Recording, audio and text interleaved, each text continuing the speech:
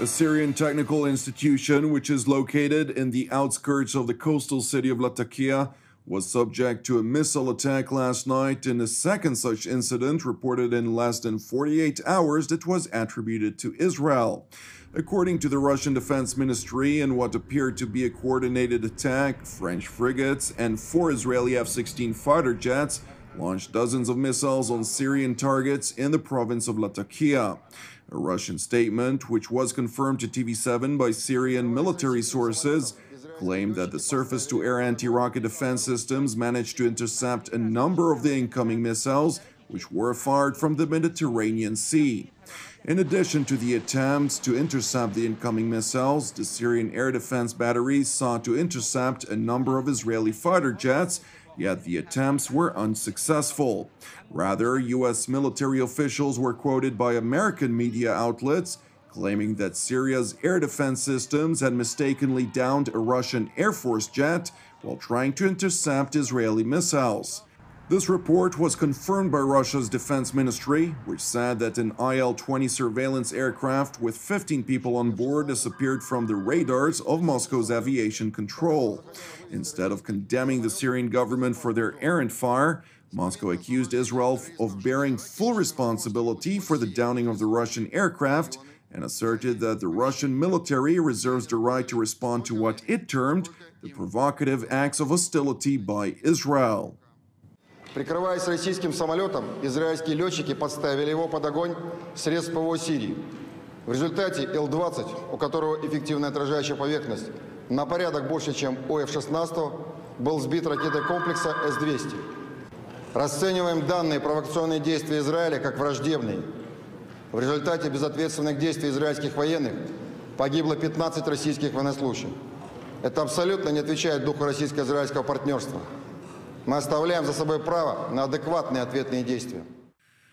In response to TV7's request for comment, the IDF spokesperson's unit said that it does not comment on foreign reports, while the Israeli Foreign Ministry in Jerusalem refused to react to the Russian statement. Meanwhile, in northern Syria, the Russian and Syrian air forces continue to bomb militant targets across Hama and Idlib provinces as Damascus gears up for its offensive against the last major rebel stronghold in the war-torn country.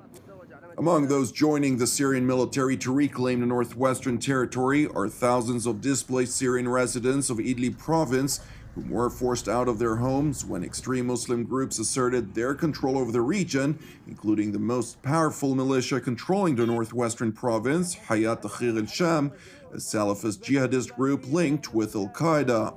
That said, Syria's northern neighbor, Turkey, which has influence on the Islamist groups in Idlib, managed to convince Moscow to postpone the anticipated battle.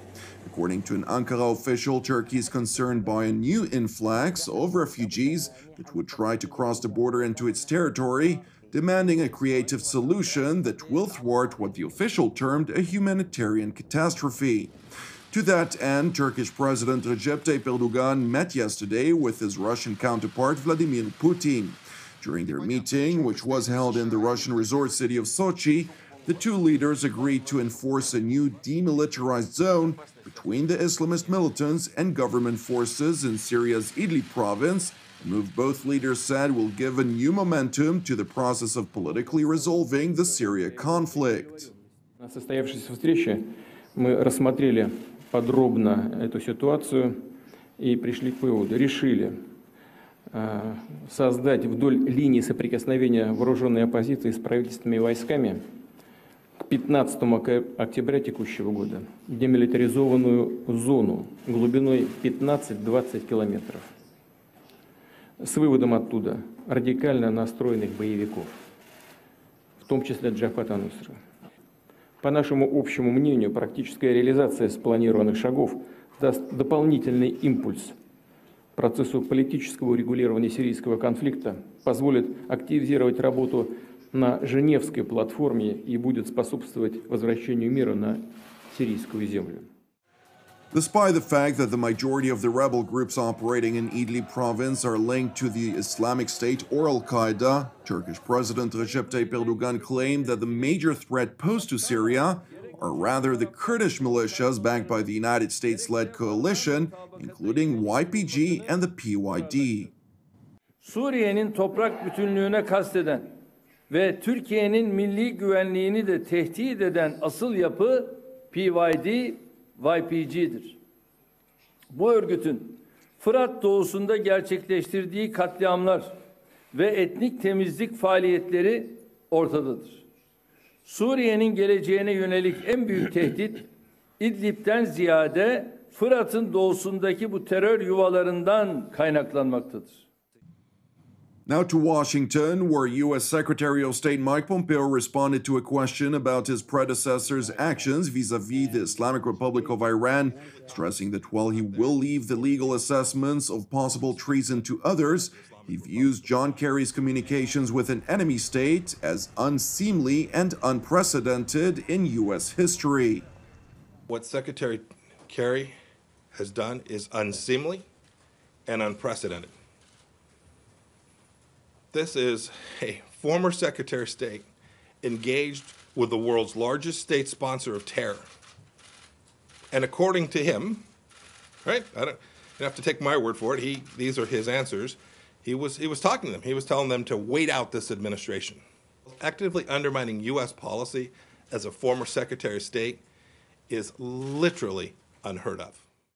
The outrage by Secretary Pompeo came in light of a boastful confession by former U.S. Secretary of State John Kerry, who confirmed his continued discussions and meetings with top Iranian officials, including his former counterpart, Iranian Foreign Minister Mohammad Javad Zarif. The former Obama administration official has reportedly provided advice to the Iranian government to counter the policies of the United States. The revelation prompted President Donald Trump to release a statement on his Twitter account in which he slammed Kerry for meeting with officials of a very hostile Iranian regime after he left his post as the Secretary of State, calling his actions illegal.